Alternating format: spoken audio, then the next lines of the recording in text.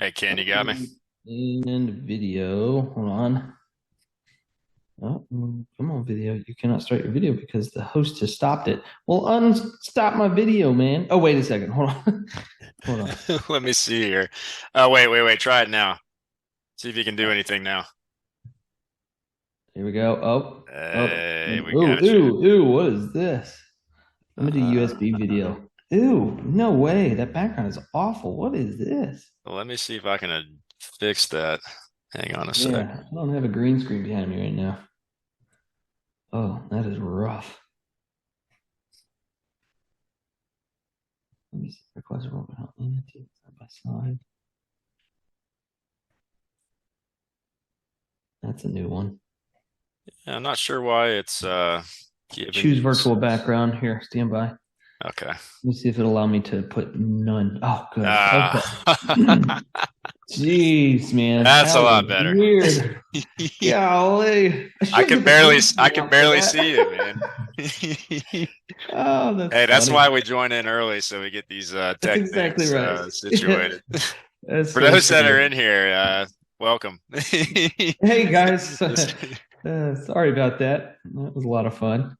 No, it's funny. It's funny that happened. I was doing a call a couple of weeks ago, and it was a similar webinar, and the company we were, Yeah. we were doing it for did a had a requirement to have a virtual background.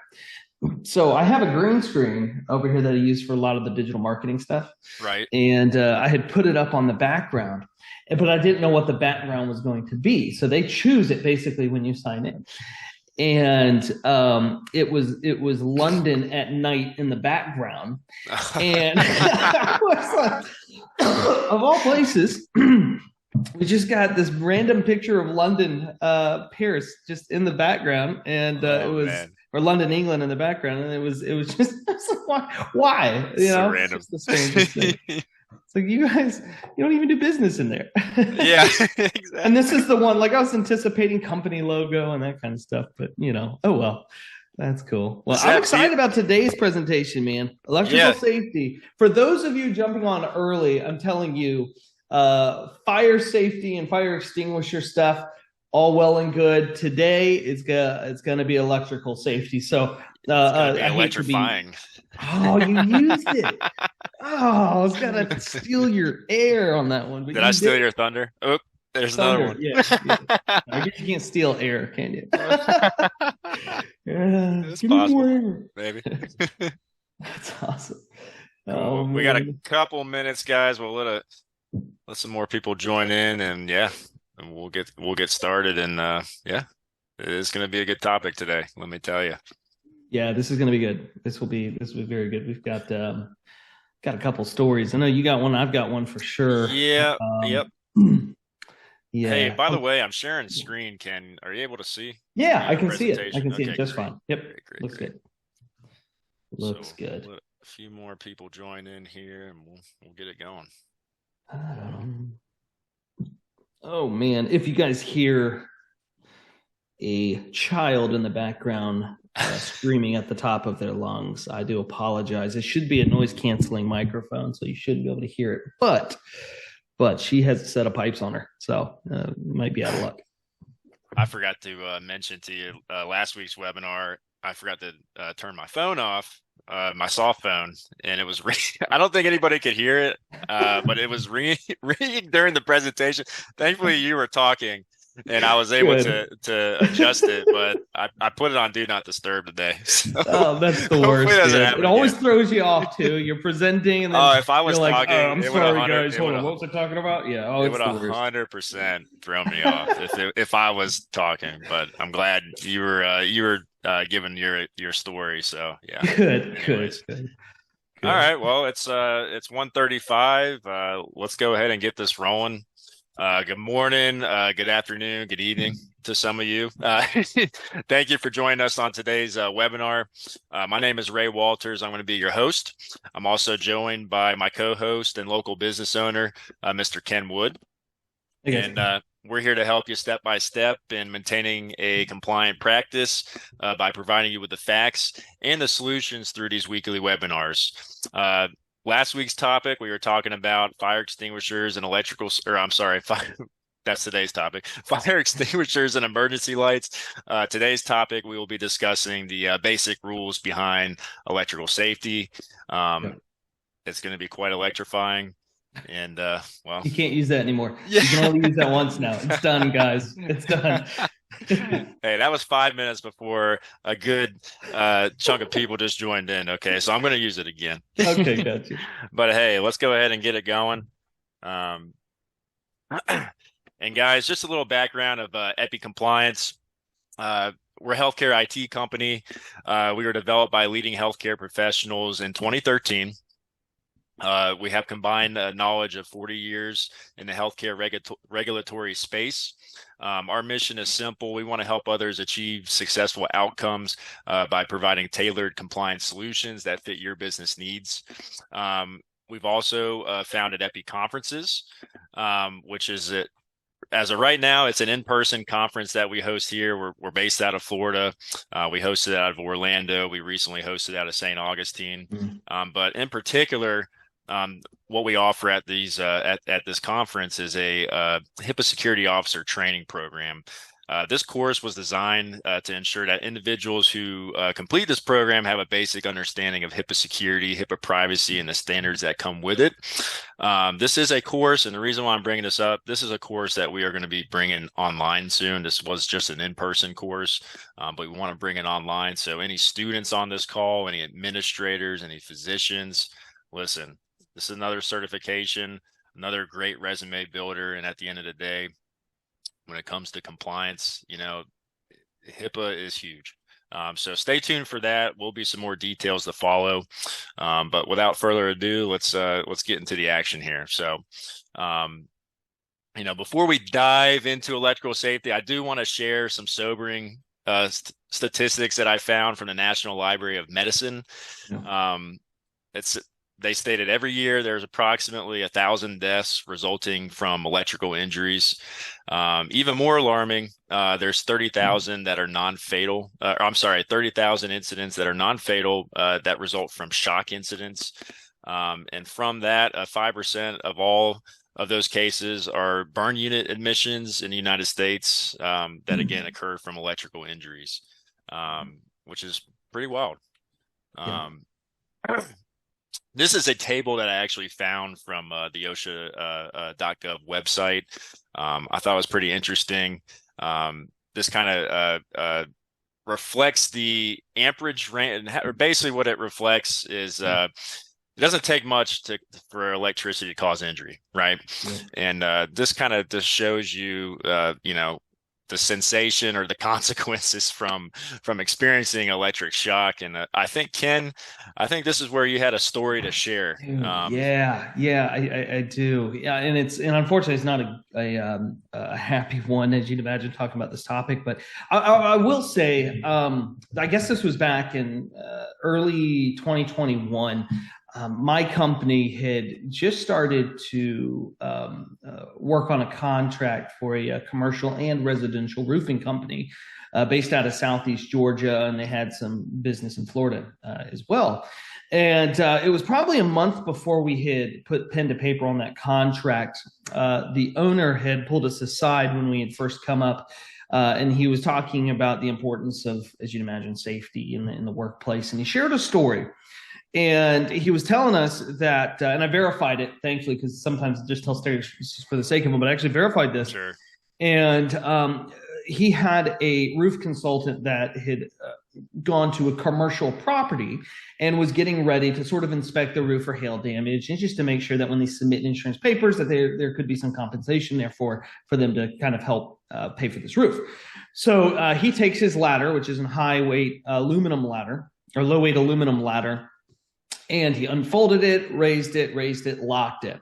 Unfortunately, what he wasn't doing was he wasn't wearing gloves, right? There's a reason sometimes roofers wear gloves on their hands when they're using ladders.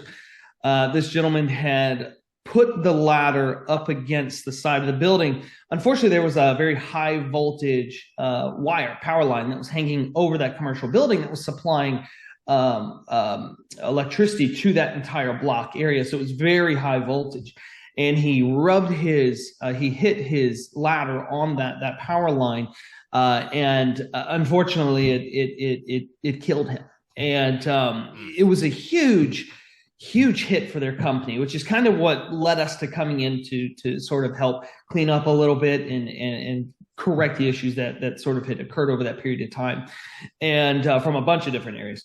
But it was a huge hit for that organization, and similar to the story of last week where the company had to kind of reassess and came close to shutting down. This one didn't have as such a happy ending. Unfortunately, the company, about I think it was 6 to 7 months after that investigation, it was found that even the investigation found that the ladder itself, the locking mechanism, was broken.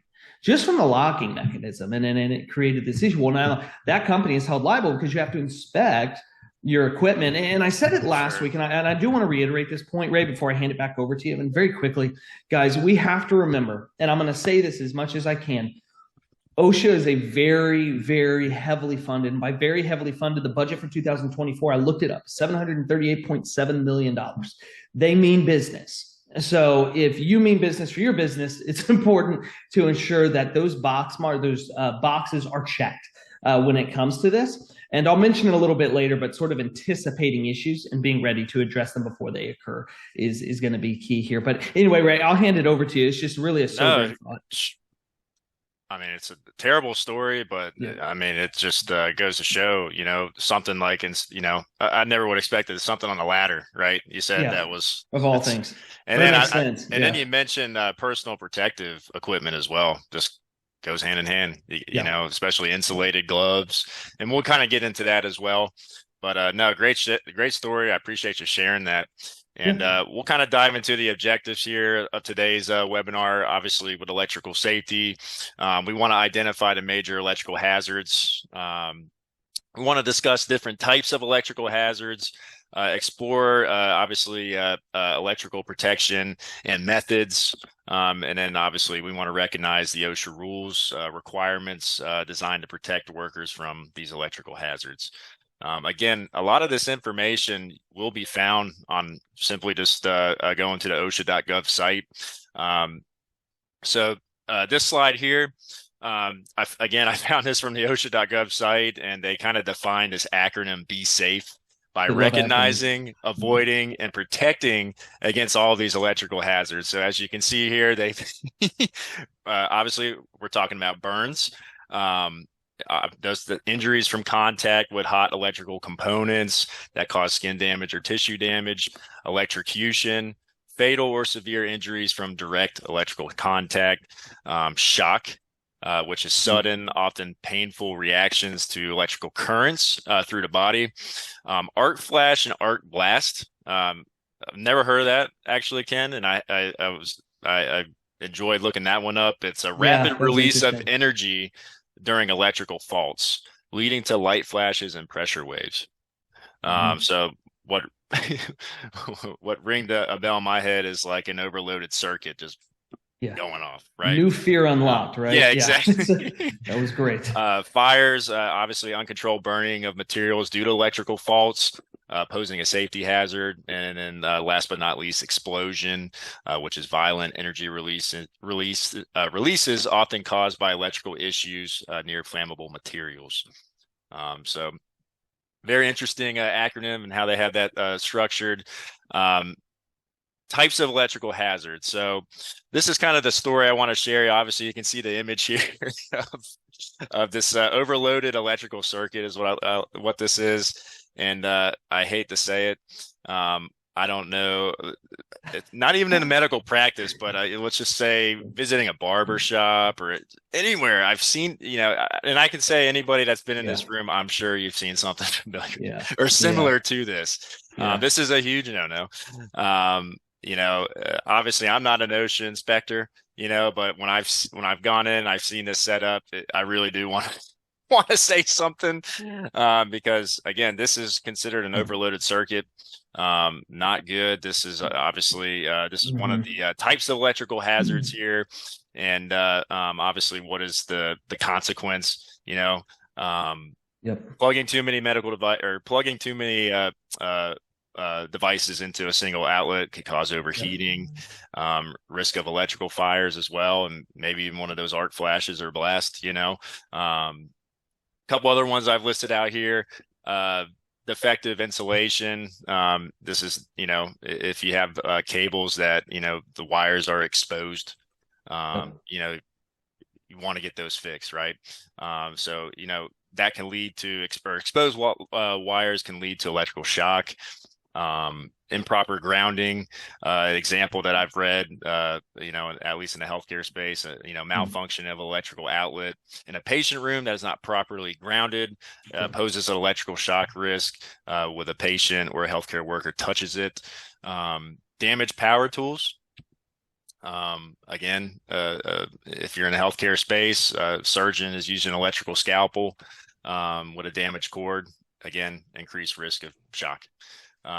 Overhead power lines, this doesn't necessarily apply in the healthcare setting, but if you're working around power lines, maintenance workers that are on roofs or near the healthcare Roofers. facilities, yes, or Yeah. roofers, come in contact with overhead power lines, obviously there's a risk of electrocution, kind of similar to the story that Ken had Exactly. shared.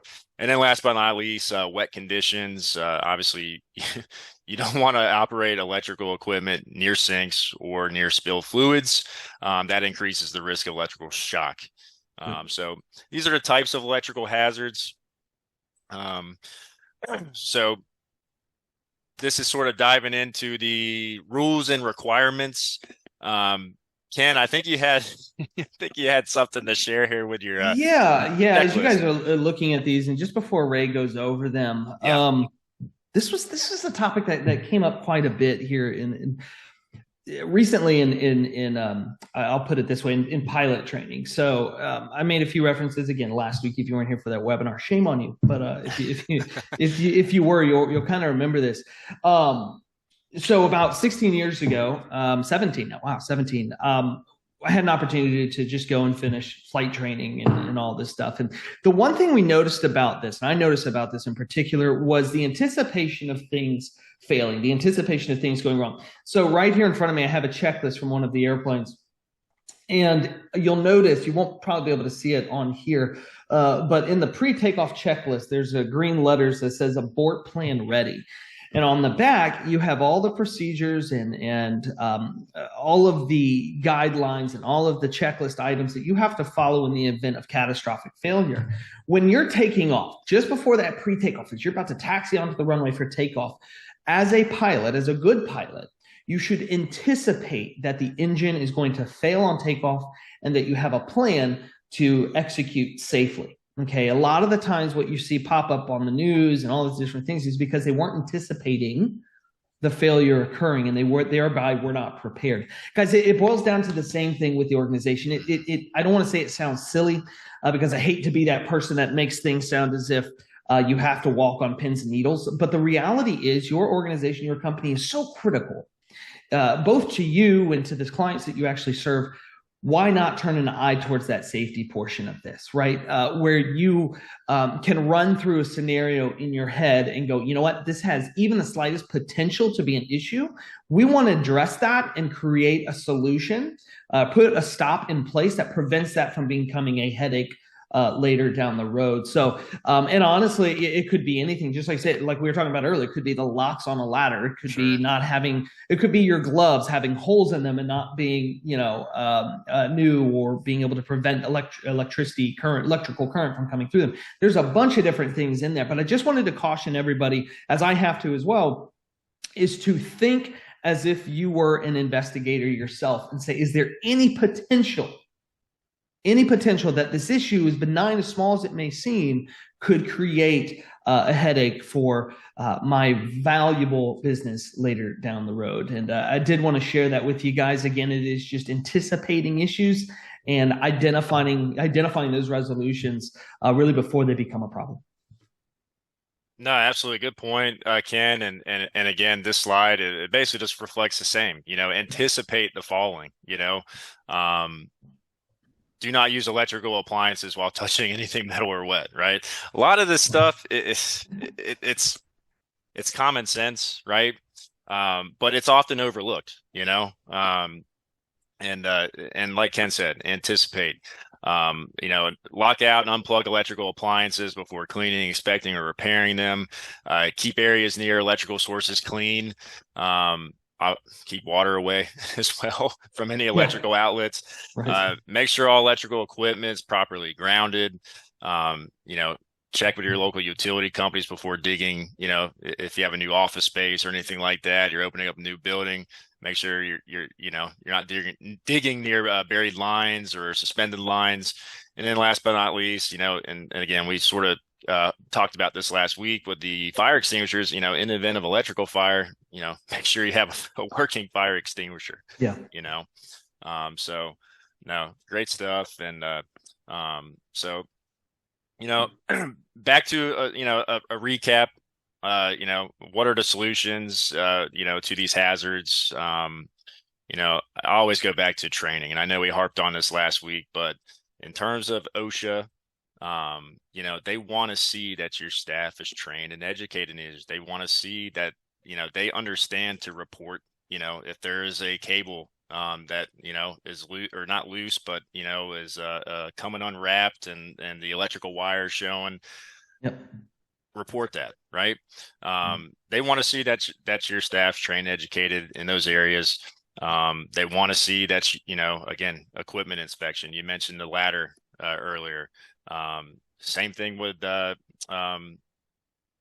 excuse me, I'm losing my train of thought. The gloves, insulated gloves, Yeah. Make sure there's no holes in those, stuff like that. Make sure you're inspecting your equipment. Very important. And even more so, they want to see that or OSHA wants to see that you're logging these things as well. If you have, if you're inspecting your systems, your equipment, make sure you're keeping a log. If there's a hazard to report, make sure you're reporting it. And also, even more or less, when you get the issue resolved or fixed, make sure you're reporting the date that's fixed, There you go. et cetera. Anything to add to that, Ken? No, I think that's key. That last point you made there is log everything. Log, or document, I think is what our slide last week said. Yes, And that is so important. I mean, my gosh, log and date. Because at some point somebody's going to come back and go, oh, really? Can you show me when that was done, or when exactly exactly. was that completed? And you're guilty if you can't show it, right? So Exactly. you want to make sure that you are well documented and prepared. So yeah, agreed. So if you guys are interested in advancing your career, learning more about electrical safety and healthcare, just keep in mind, and again, it goes back to the training.